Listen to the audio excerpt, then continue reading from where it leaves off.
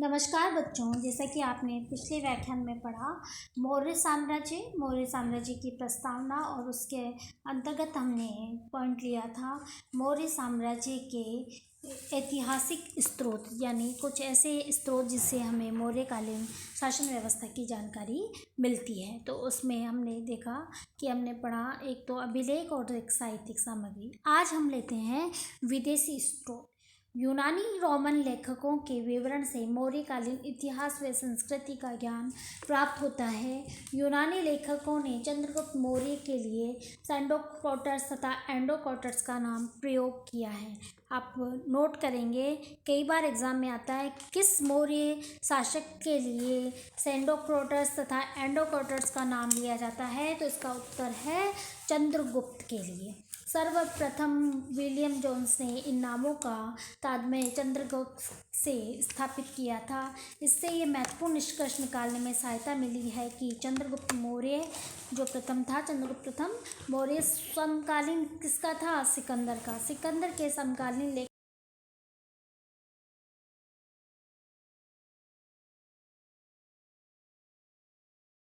हैं। सिकंदर के बाद के लेखकों में मेगस्थनीज का नाम सर्वाधिक महत्वपूर्ण है और मेगस्थनीज की जो पुस्तक है वो है इंडिका, मौर्य इतिहास का प्रमुख स्रोत है। इसका जो विदेशी जो मौर्य पुस्तक ये इंडिका है वो मेगस्थनीज की है और मौर्य इतिहास का प्रमुख स्रोत है। इसका विदेशी विवरण में वही महत्व है जो भारतीय साहित्य में अर्थशास्त्र का। दुर्भाग्यवश ये ग्रंथ अपने मूल रूप में प्राप्त नहीं है। इसके अंश उद्धरण के रूप में पर्वतीय लेखकों के ग्रंथ से प्राप्त होते हैं। इनमें स्ट्रबो, डेरियस, डियोडरस, प्रथम शताब्दी, प्लिनी, प्लूटार्क तथा जस्टिन तथा टालमी के नाम उल्लेखनीय हैं। अब आता है कि पुरातात्विक स्रोत।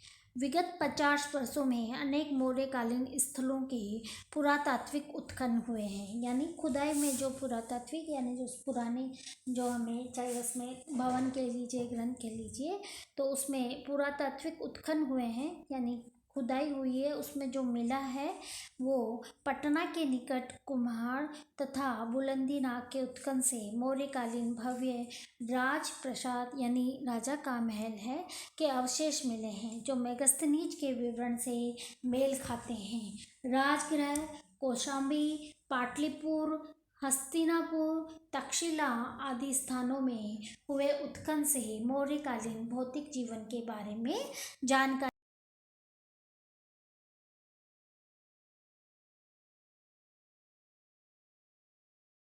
इस पात्र परंपरा के 1 दर्जन से अधिक पुरास्थलों से प्राप्त रेडियो कार्बन तिथियों से हमें ये ज्ञात होता है। रेडियो कार्बन विधि जो C14 जिसमें इतिहास के जो गणना है, इतिहास का कालक्रम जो है उसके बारे में जानकारी मिलती है। आगे है मुद्राएं। मौर्य काल की रजत मुद्राओं की पहचान लगभग समस्त भारत से प्राप्त आहत या पंचमार्क मुद्राओं से की जाती है। इस पर कई प्रकार के प्रतीक चिन्ह देखे जाते हैं।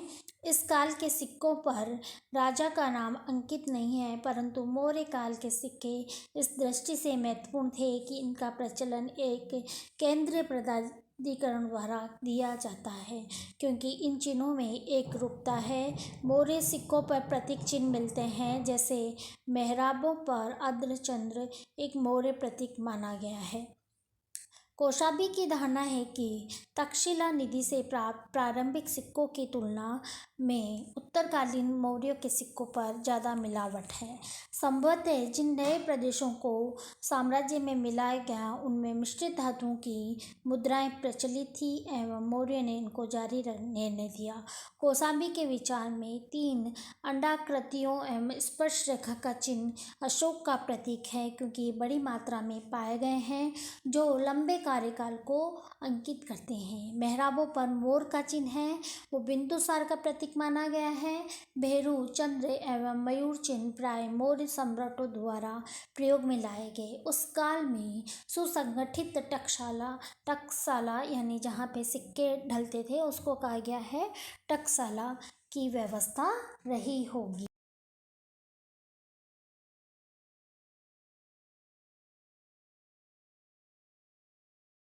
पढ़ा और आगे हम पढ़ते हैं चंद्रगुप्त मौर्य।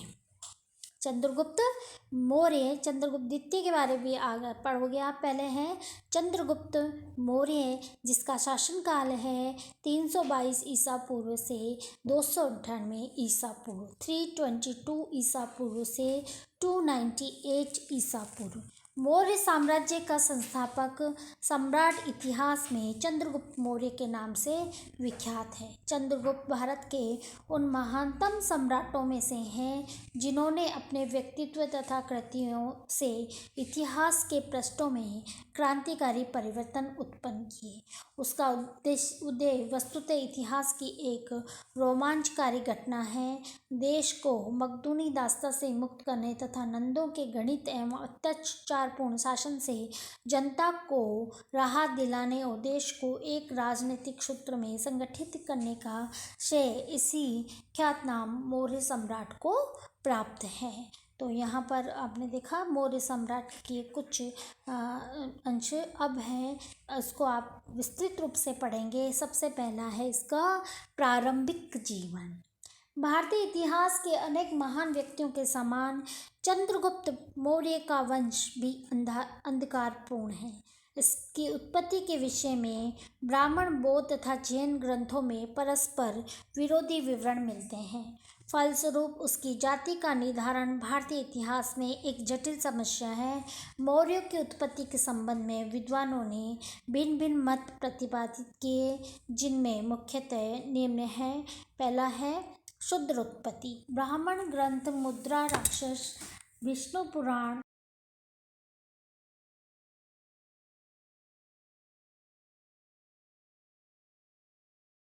मौर्य काल के विषय में उन्होंने कहा है कि ये सिद्ध करते हैं कि पुराणों के अनुसार शिशुनाग वंश के बाद नंद राजा होंगे। इसके अनुसार चंद्रगुप्त मौर्य क्या था? शूद्र था, क्योंकि नंदों में इनको निम्न वर्गीय कोटि के थे। तो विष्णु पुराण के टीकाकार श्रीधर स्वामी ने चंद्रगुप्त मौर्य को नंद की पुत्री मूरा से उत्पन्न बतलाया है। आप इसको अंडरलाइन करेंगे या नोट करेंगे। विष्णु पुराण के टीकाकार श्रीधर स्वामी ने, विष्णु पुराण के जो टीकाकार थे लिखने वाले, श्रीधर स्वामी ने चंद्रगुप्त मौर्य को नंद की पत्नी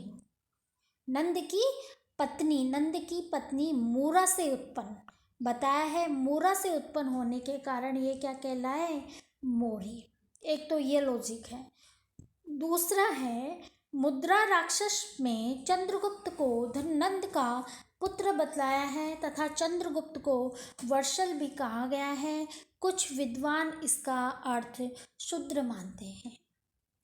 दूसरा जो मत है वो ये कहता है पारसिक उत्पत्ति। स्पूनर महोदय ने the Zoroastrian period of Indian history लेख में मौर्यों की पारसिक उत्पत्ति प्रतिपादित की है। उनके अनुसार चंद्रगुप्त कालीन भारत और फारस की समकालीन संस्कृतियों में पर्याप्त साम्य है। तीसरा जो मत है वो है क्षेत्रीय उत्पत्ति। जैन और बौद्ध ग्रंथ उसे क्षेत्रीय सिद्ध करते हैं। इनके अनुसार चंद्रगुप्त गौड़िया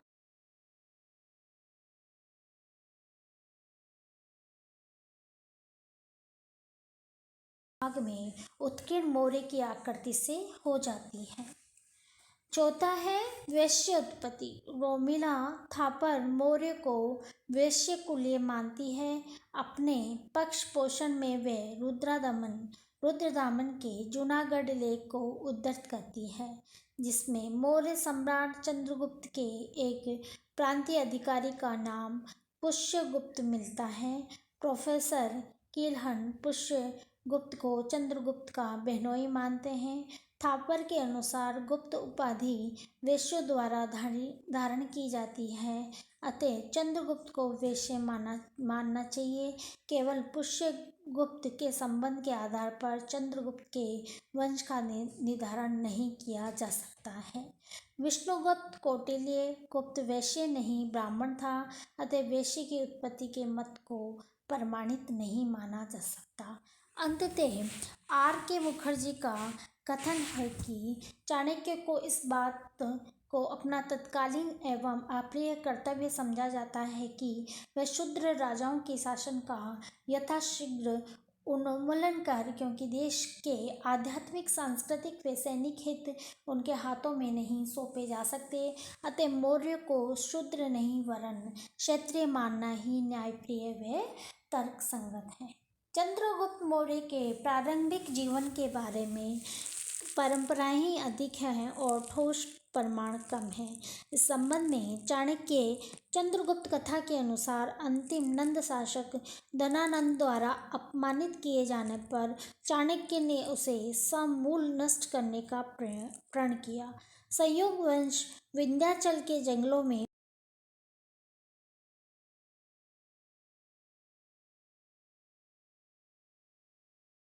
चाणक्य ने चंद्रगुप्त को 1000 काशपण में खरीद लिया और उसे तक्षशिला ले जाकर 7 या 8 वर्षों तक विविध कलाओं की शिक्षा दी। शिक्षा दीक्षा के पश्चात चाणक्य की कूटनीति और चंद्रगुप्त के शौर्य एवं रण कौशल द्वारा नंद वंश के अंतिम राजा धननंद का उन्मूलन किया जाता है और मौर्य वंश की स्थापना की जाती है।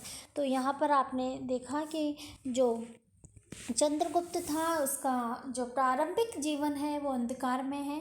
कई मान्यता है कि भाई चंद्रगुप्त मौर्य शूद्र था, कोई कह रहा है दासी पुत्र था, कोई कह रहा वत्सल था, कोई कह रहा विदेशी था। अंत में हमने पढ़ा कि भाई चंद्रगुप्त जो है वो कौटिल्य द्वारा खरीदा गया था और कौटिल्य ने उसे तक्षशिला में शिक्षा दीक्षा दे के तैयार किया और अपने कूटनीति और चंद्रगुप्त के शौर्य से उसने नंद वंश का नष्ट करके मौर्य साम्राज्य की स्थापना की। अब यहाँ पे आता है कि चंद्रगुप्त की ऐसी क्या उपलब्धियाँ रही, तो उसमें यह है कि चाणक्य ने जिस कार्य के लिए चंद्रगुप्त को तैयार किया था उसके 2 प्रमुख उद्देश्य थे। कौन कौन से थे? पहला, यूनानियों के विदेशी शासन से देश को मुक्त कराना। दूसरा, नंदों के गणित व अत्याचारपूर्ण शासन की समाप्ति करना। चाणक्य और चंद्रगुप्त का सहयोग बुद्धि और बल का सहयोग था। इसी के समवेत सहयोग से इतिहास में एक युगांतकारी घटना घटी। इन दोनों ने मिलकर अपने उपरोक्त उद्देश्य को पूरा करने का प्रयास किया। उन्होंने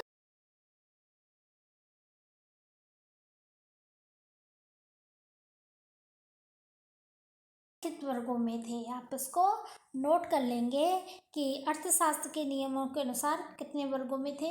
जैसे चोर अथवा प्रतिरोधक जो लुटेरे और डाकू, चोर गण लुटेरे के संगठित दल, मल्लच्छ जातियां जैसे पर्वतवासी किरात, आट्विक अर्थात वनवासी जातियां, शस्त्रोपयोगी श्रेणी अर्थात लड़ाकू गण जातियां। अर्थशास्त्र से ये संकेत मिलता है कि चंद्रगुप्त की उस सेना में उपयुक्त तमाम किस्म के लोग रहे होंगे जिसने पश्चिमोत्तर भारत में विदेशी शासन का अंत किया तथा मगध में नंद वंश का उन्मूलन किया। इस प्रकार जो सेना तैयार हुई उसे चाणक्य ने चंद्रगुप्त के सेनापतित्व में रख दिया। जैन ग्रंथ परिष्ट पर्वत का कथन है कि चाणक्य ने धातु शास्त्र के ज्ञान से धन निर्मित करके सैनिक भर्ती किए। मुद्रा राक्षस तथा परिष्ट पर्वन से पता चलता है कि चंद्रगुप्त को पर्वतक नाम एक हिमालय क्षेत्र के शासक से सहायता प्राप्त हुई। F.W. टॉम्स ने इस शासक की पहचान पौरस से की, किंतु इसके पीछे कोई ठोस आधार नहीं है। किंतु ये सत्य है कि इस पर्वतीय शासक की मैत्री से चंद्रगुप्त की सैनिक शक्ति बढ़ गई। तो यहाँ पर बच्चों आपने देखा कि चंद्रगुप्त मौर्य के पहले तो प्रारंभिक जीवन पे और फिर उसके उपलब्धियों के बारे में आपने पढ़ा और उससे पहले जितने भी स्रोत थे मौर्य साम्राज्य को जानने के बारे में उनको पढ़ा। मुझे पूर्ण